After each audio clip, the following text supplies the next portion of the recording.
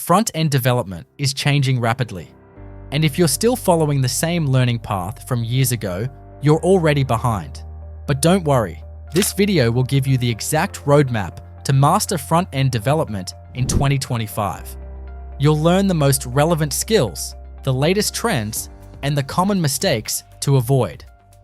So, let's get started. Step 1. The foundations. First and foremost, no matter how much front-end development changes, mastering the fundamentals remains crucial. However, in 2025, these fundamentals come with new enhancements. Let's start with HTML and CSS. While they are essential, modern CSS introduces new features that you must learn to stay ahead. For example, container queries, CSS nesting, and grid level 3 are becoming industry standards. And also, utility-first styling, like Tailwind CSS, is dominating the workflow, making traditional CSS methodologies less relevant as much as before. Staying on foundations, let's move on to JavaScript. This language continues to change every time.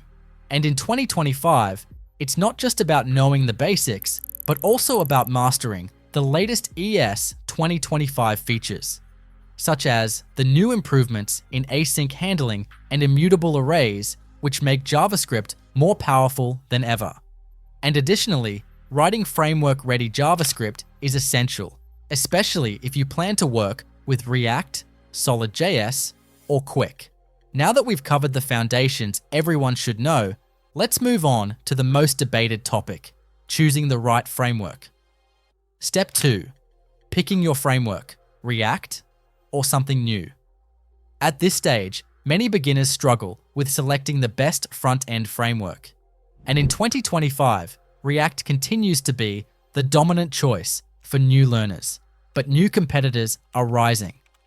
React remains the most widely used framework, but on the other hand, some alternatives like Solid.js and Quick offer better performance, making them viable choices for the future. So, what's the best approach? If you're just starting out, it would be better if you focus on React first, as it still dominates the job market needs. Then, explore newer frameworks to stay ahead of industry trends. So, you are learning the market needs and at the same time exploring new things that could be needed in future. Step 3.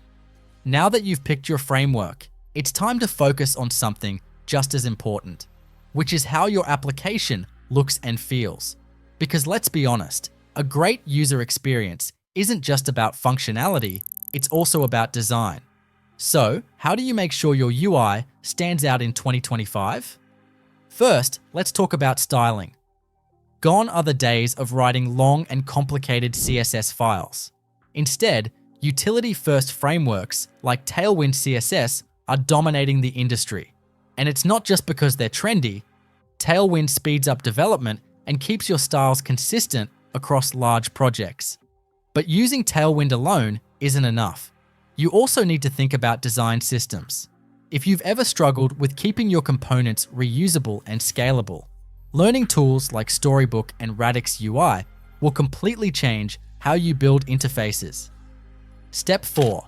Now that we've covered everything to become a front-end developer in 2025, let's talk about something that will really set you apart from others, which is a back-end knowledge. You might be thinking, but I'm a front-end developer. Why should I care about back-end?